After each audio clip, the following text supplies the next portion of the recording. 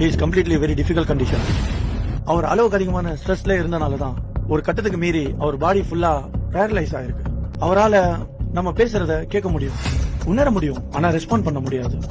இவரை காப்பாத்த ஒரே ஒரு வழிதான் இருக்கு. அவர்கிட்ட மோட்டிவேஷனா பேசுங்க. எதை சொன்னா அவர் சந்தோஷப்படுவாரோ அந்த மாதிரி விஷயங்களை அவர்கிட்ட பேசுங்க.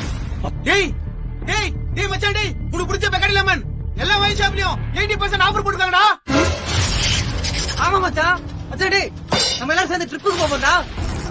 ஆமா மச்சான், எந்துடா. டேய் டேய் வேற வேற மச்சான். தங்கச்சி கொஞ்சம் வெளிய போங்க. போமா, சொல்றத கேளு. நாங்க சொல்ற வரைக்கும் வராத. மச்சான் உன் எக்ஸ்ல வரும் கூட வராடா.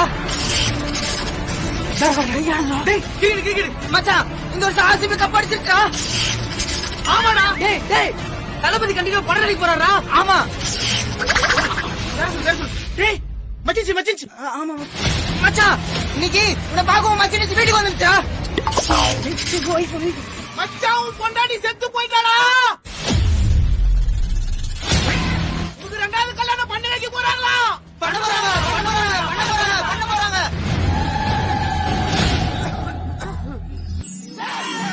ஒத்த நொடியிலதான் எனக்கு சித்தம் கலங்கிருச்சே.